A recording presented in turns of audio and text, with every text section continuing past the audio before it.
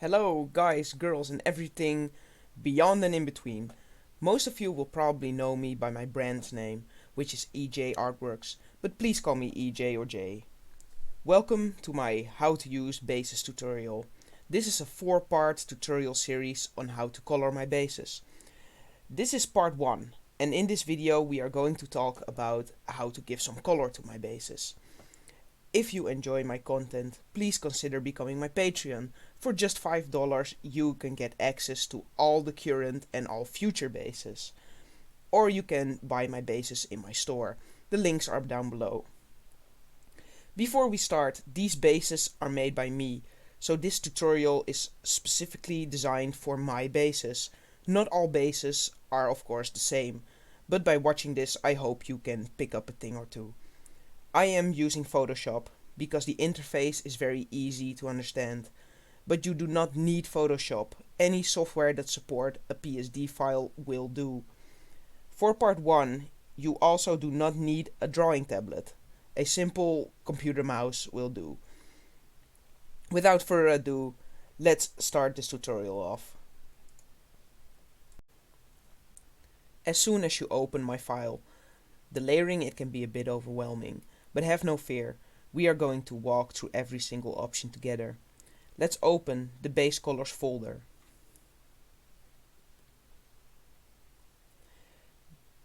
There are all the parts of the base that can be colored.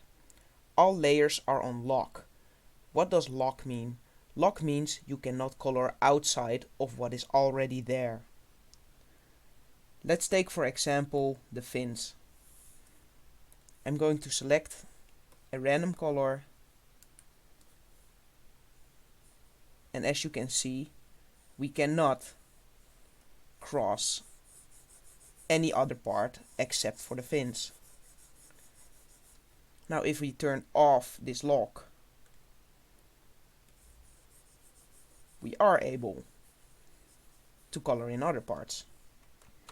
Let's go back and put this on lock again. Oh, it's automatically on lock. Okay.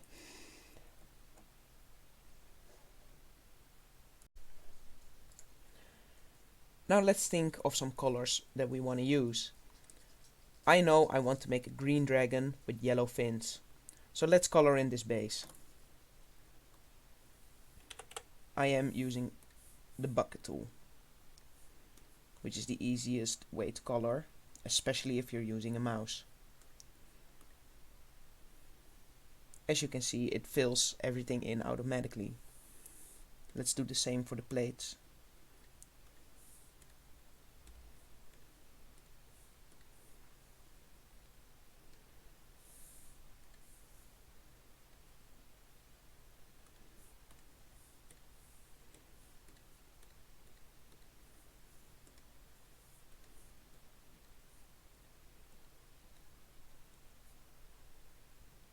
These smaller parts can be a little bit harder to click on. In this case, you can also use a brush and just go over it.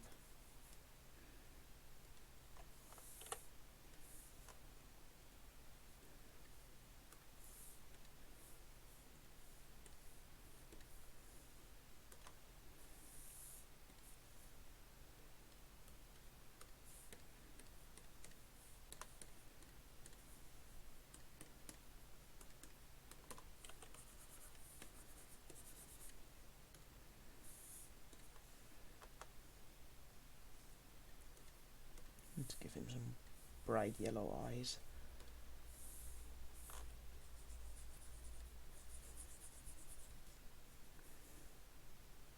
I can see I forgot a skill. If you forget to color something and you want to go back and grab the same color, go to that layer, press Y, grab the color, and press B again to go back to your brush.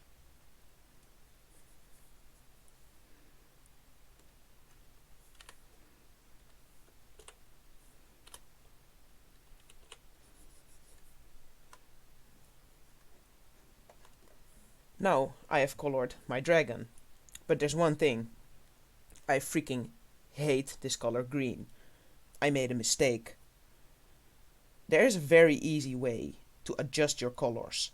And this is something that I almost see no one use or do. And that's probably because the only way you're gonna find out is by watching tutorials or if another artist tells you. You go to the layer you want to adjust, which is the ugly acid green in this case. You press Ctrl Alt U, and then you get this little panel. You can adjust these three sliders to get your desired color. Again, this is Ctrl Alt U. This may not be the same for your software. If that's the case, Google hue and saturation for your software. You may find the answers on Google, because Google knows everything. So let's make this a little more like this. Now I think that the scales are a little bit too light. So we're also going to go to scales. Again, we're going to go Ctrl Alt U and play around with these sliders.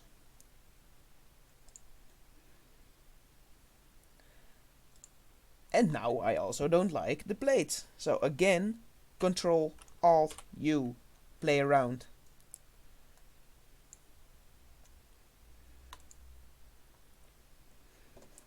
Now I am satisfied with the colors of this dragon.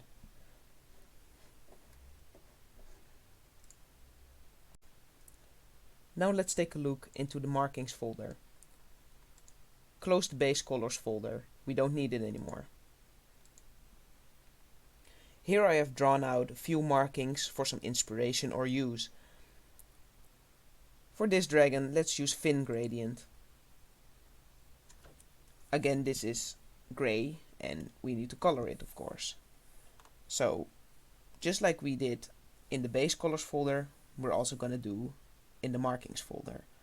We're going to grab a color, I think a little bit darker and more orange would fit, and we simply are gonna click it or go over with a brush, whatever you prefer.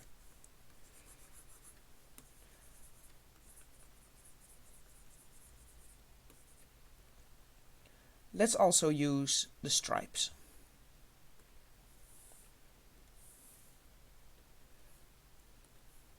I'm going to make them very dark green.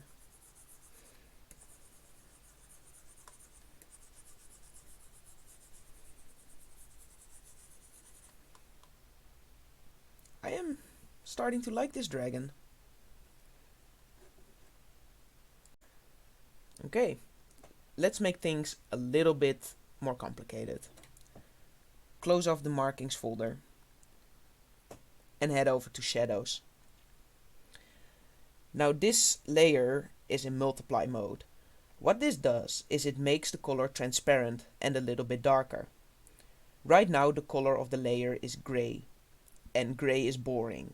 Never use gray as your default shading. Two amazing starter colors in my opinion are blue and purple. For this one, let's go for a purple shade. Try and pick colors in this range of your color picker. Let's go a little bit brighter. Something like this. And again, either go over it with your brush or your bucket tool.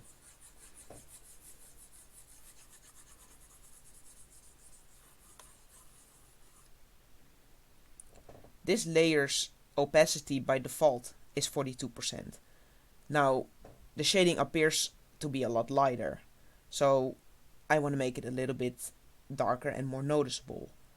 So we are going to up the opacity.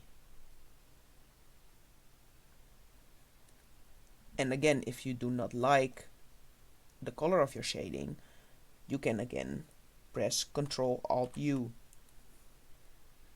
And let's adjust this a little bit more.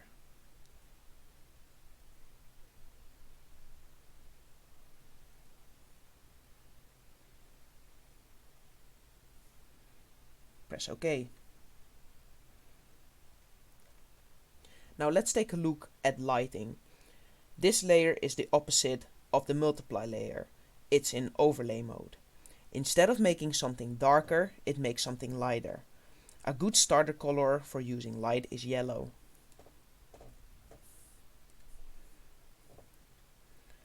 For lighting, pick something in this range.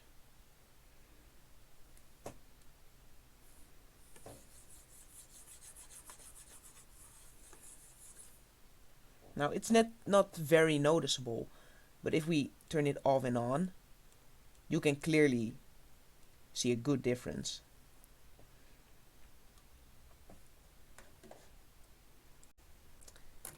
Now here is a fun little extra option.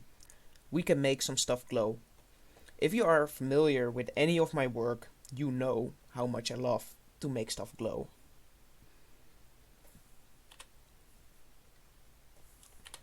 Pick the color underneath and let's turn it on. Again, it's in gray. Everything is in gray. And let's go over it. And voila! Just like that, we have some glow on our dragon. You can play around with this layer quite a lot. Because, for example, we could put it in linear dodge is a good one, or color dodge. There's a little bit of difference between those two, but and again, press Ctrl Alt U. And let's play around again. Now, this is really cool because it kind of gives like a red yellow or orange yellow glow, which I really like. Now if the glow is too strong, you can lower the opacity or release the lock and delete only the eye if you don't like that. Now for the final touch, we can color in the line work. I like to do this as it makes everything appear a little bit more smoother. You do not have to do this. This is pure personal preferences. So we're gonna grab an extremely dark green and just go over it. Maybe we could have even gone a little bit lighter.